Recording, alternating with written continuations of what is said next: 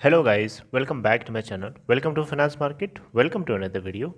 Guys supreme court की तरफ से आज एक फैसला सुनाया जाना था। बैंक्स के दिए हुए मोरेटोरियम पीरियड के ऊपर जो लगने वाला इंटरेस्ट है, compound interest, interest on interest, उसके ऊपर सुप्रीम कोर्ट अपना जवाब देने वाला था, फाइनल कॉल देने वाला था। क्योंकि गवर्नमेंट ऑफ इंडिया ने सैटरडे के दिन फाइल किया था एक एफिडेविट सुप्रीम कोर्ट को, ये बताते हुए कि वो कंपाउंड इंटरेस्ट को वेव ऑफ करना चाहता है। तो इसके ऊपर सुप्रीम कोर्ट ने आज क्या कुछ कहा है वो सारी चीज़ें मैं आपसे इस वीडियो के अंदर शेयर करने जा रहा हूँ। तो ध्यान से एक एक पॉइंट सुनिएगा, बहुत जल्दी कवर करने की कोशिश करूँगा। राइट, उससे पहले आपसे कहना चाहूँगा आप फाइनेंस मार्केट को सब्सक्राइब कर लीजिए, आपको वीडियोस जो है मिलती रहती हैं। ठीक है, जेन्युइनली लेटेस्ट अपडेट्स जो होती हैं। तो इसके अलावा आप बेल आइकन को ज़रूर हिट करिएगा। दूसरी चीज़ ये है कि आपको डीमेट अगर अकाउंट ओपन कराना है तो डिस्क्रिप्शन बॉक्स चेक कर लीजिएगा, वहाँ एक लिंक है, लिंक को क्लिक करके आप स्टॉक के अंदर अकाउंट ओपन करा सकते हैं। अब अपने टॉपिक की तरफ आते हैं। तो देखिए, बात कुछ ऐसी है कि सुप्रीम कोर्ट ने साफ साफ बोल दिया है कि भैया आप जो है ना, पहले आप जो मॉरेटोरियम पीरियड के ऊपर जो आप कंपाउंड इंटरेस्ट को वेव ऑफ करने की बात कर रहे हो, उसको आपने सबसे परमिशन नहीं लिया है। उसको आपको हर एक लोगों से जो इम्पोर्टेंट पर्सनस हैं, इम्पोर्टेंट पर्सन नहीं, बेसिकली जो इम्पोर्टेंट इंस्टीट्यूशंस है, जैसे कि जो सबसे ज़्यादा ज़रूरी तो यही है कि जो इंडियन बैंक्स एसोसिएशन है उससे आपको प्रॉपरली परमिशन लेना चाहिए, उसकी राय जाननी चाहिए कि वो क्या है, उसकी क्या कॉल है उसके ऊपर। राइट, उसके बाद आपको सारे कॉन्सिक्वेंसेस को देखते हुए आपको एफिडेविट करना चाहिए था। राइट, सुप्रीम कोर्ट का ऐसा बोलना है। तो इसके लिए सुप्रीम कोर्ट ने क्या किया है, रिजर्व बैंक ऑफ इंडिया को और सेंट्रल गवर्नमेंट यानी मोदी गवर्नमेंट को एक हफ्ते का फिर से टाइम दिया है। 13 अक्टूबर को नेक्स्ट हेयरिंग होने वाली है, 13 अक्टूबर को, और एक हफ्ते का ये जो टाइम दिया है इसमें इन्होंने कहा है कि वेव ऑफ कंपाउंड इंटरेस्ट को वेव ऑफ करने का जो इशू है, जो आपने मॉरिटोरियम पीरियड के ऊपर लगाया है, ठीक है, 2 करोड़ से 2 करोड़ या 2 करोड़ से कम अमाउंट तक के लिए वेव ऑफ करने की जो आप बात बोल रहे हैं, इसके ऊपर आपको कुछ लोगों से बातचीत करनी है, कुछ लोगों की राय जाननी है, कुछ लोगों के कमेंट्स को आपको डील करना है। उसके बाद आपको 13 को रिप्लाई करना है। नेक्स्ट मैटर जो है 13 अक्टूबर को सुप्रीम कोर्ट देखेगा। राइट, सुप्रीम कोर्ट ने साफ साफ कहा कि इंडियन बैंक्स एसोसिएशन IBA को फाइल करना है, ठीक है, उसको भी फाइल करना है in response to the central proposal.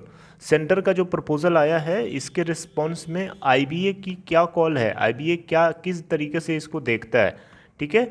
और गवर्नमेंट ऑफ इंडिया और RBI दोनों को डायरेक्ट किया कि वो real estate association and power producers, इनकी भी कॉल को समझें, इनसे कौन सा इशू यहाँ पे इनके थ्रू कौन सा इशू रेज किया जा रहा है, उसको भी गवर्नमेंट ऑफ इंडिया और रिजर्व बैंक ऑफ इंडिया दोनों लोगों को मिल करके सुनना है, समझना है, और फिर उसके बाद आपको एफिडेविट फाइल करनी है। जैसा कि हम सब लोगों को पता है कि सैटरडे को गवर्नमेंट ऑफ इंडिया की तरफ से एफिडेविट में फाइल किया गया था कि 2 करोड़ से कम अमाउंट या 2 करोड़ या 2 करोड़ से कम अमाउंट के लिए जो कंपाउंड इंटरेस्ट है, इंटरेस्ट ऑन इंटरेस्ट, उसको वेव ऑफ कर दिया जाएगा। और आपको पता होगा ये जो मॉरिटोरियम पीरियड था 6 मंथ का था थ्रू अगस्त, ठीक है। बट सरकार ने भी वार्न किया था कि इसका जो इम्पैक्ट, दिस विल इम्पैक्ट, ये इम्पैक्ट पड़ेगा pressing commitment such as fighting with कोविड-19 पैंडमिक। सबको पता है ये बात, ठीक है। यहाँ पे गवर्नमेंट ऑफ इंडिया ने ये भी कहा था कि ये 2 करोड़ से ज़्यादा जो इंटरेस्ट जिनके ऊपर अक्रूड हो रहा है उनका मतलब उनके लिए वेव ऑफ नहीं है, सिर्फ 2 करोड़ या 2 करोड़ से कम अमाउंट के लोगों के लिए ही ये चीज़ वैलिड है, सारे लोगों के लिए नहीं है। अगर सारे लोगों के लिए हो जाएगा तो बैंकिंग सेक्टर जो है कोलैप्स कर जाएगा, कुछ बैंक्स जो है कोलैप्स कर जाएंगे, उनकी सर्वाइवल का सवाल आ जाएगा वहाँ पे।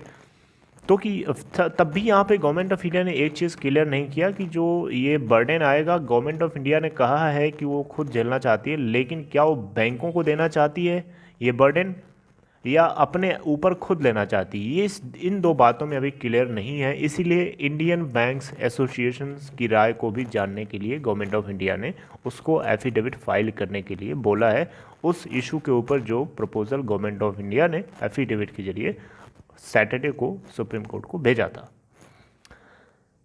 ठीक है, अब ये जो मूव है, ये मूव बेसिकली कंपाउंड इंटरेस्ट को ऑफ करने का है। ये बेसिकली 8 सेक्टर्स के ऊपर स्क्रैप होगा, जैसे कि micro small and medium enterprises, जैसे कि जिसको MSMEs बोलते हैं शॉर्ट में।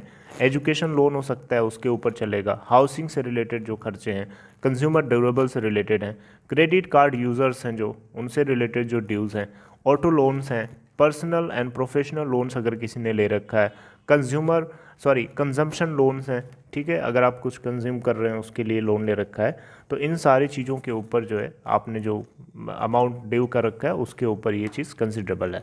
फाइनेंस मिनिस्ट्री को ये बात जो है, इस प्रॉब्लम का सलूशन ढूंढना पड़ेगा, पार्लियामेंट्स के अप्रूवल। ठीक है, फाइनेंस मिनिस्ट्री को मतलब पार्लियामेंट्स के अप्रूवल की नीड होगी विंटर सेशन में, कि एडिशनल फंड्स वो सपोर्ट करने के लिए वेव ऑफ जो आप करने चाह रहे हैं, उसको एडिशनल फंड्स की सपोर्ट कहाँ से मिलेगी। That is very important question. ठीक है, कंपाउंड इंटरेस्ट को वेव तो कर दिया जाएगा, लेकिन एडिशनल फंड्स की ज़रूरत पड़ेगी ना। That is very important and that finance ministry has to manage. ठीक है, अब इकोनॉमिस्ट का मानना है कि जो इम्पैक्ट होगा इसका, ठीक है, इकोनॉमिस्ट का मानना है कि जो इसका इम्पैक्ट होगा वेव ऑफ का, गवर्नमेंट फाइनेंस के ऊपर लिमिटेड इसका प्रभाव पड़ेगा, ज़्यादा नहीं पड़ेगा, लेकिन फिर भी जो रेंज बताई जा रही है वो 6,500 करोड़ रुपए के आसपास। जी हाँ, ये इकोनॉमिस्ट का मानना है ऐसा।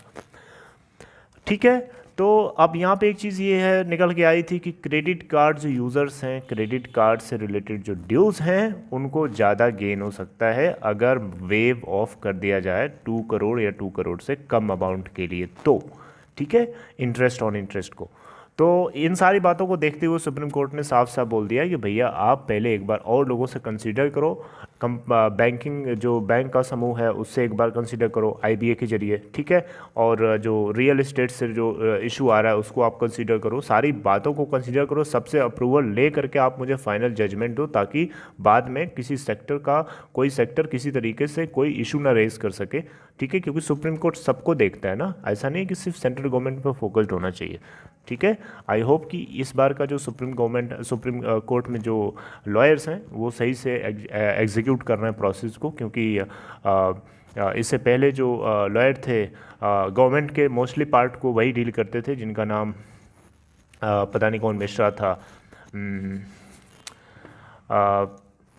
जस्टिस अरुण मिश्रा। यस, दिमाग में आ गई बात। तो जस्टिस अरुण मिश्रा की तरह ऐसा नहीं कि गवर्नमेंट ऑफ इंडिया की तरफ पूरी तरीके से इंक्लाइंड होकर के जवाब देना चाहिए, आपको हर सेक्टर के ऊपर सोचना समझना चाहिए, उसके बाद आपको फाइनल कॉल देनी चाहिए। That's what is happening right now. अब देखते हैं, अरुण मिश्रा जी तो रिटायर हो चुके हैं, अब इस बार कोई दूसरा जो लॉयर है वो डील कर रहा है इस चीज़ को, कोई दूसरा ऑनरेबल चीफ जस्टिस है, right. Okay, so this is the end of this video guys, I hope you liked it. आपको 13 अक्टूबर को मैं अपडेट करूंगा कि बैंकिंग सेक्टर के लिए क्या न्यूज़ निकल के आ रही है, और पहले उससे पहले गवर्नमेंट ऑफ इंडिया का एक एफिडेविट जो है जाएगा सुप्रीम कोर्ट में, और उसमें क्या गवर्नमेंट ऑफ इंडिया फिर से लिखती है सुप्रीम कोर्ट से अप्रूवल पाने के लिए। Let's see what is happening in couple of days. ठीक है, इस हफ्ते के अंदर एक्टिव रहना होगा। So I hope you liked it guys. If you liked it, please give thumbs up to this video, and if you haven't subscribe finance market, please do so. Thank you.